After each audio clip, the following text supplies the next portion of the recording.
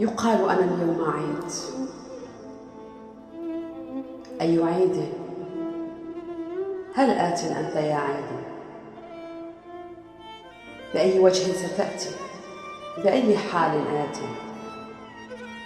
بلدي منتهك، أغراب انتزعوا منا منازلنا والأرزاق،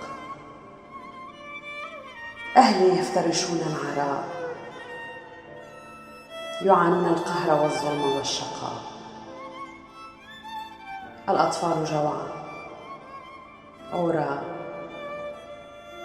الأمهات ثكلى جفت مآقيها بكاء على أبنائها،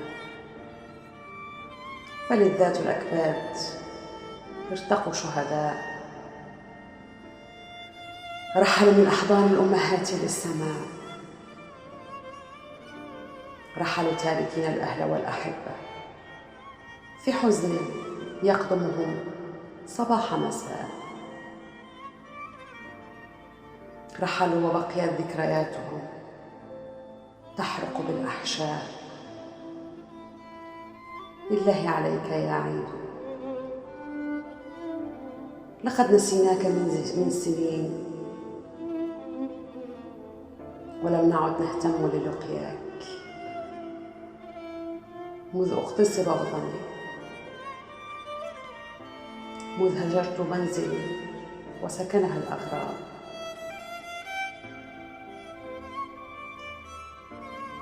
اذهب لديار ترحب بك، فنحن لم نعد نفرح لمجيئك. الأفراح هجرت الديار،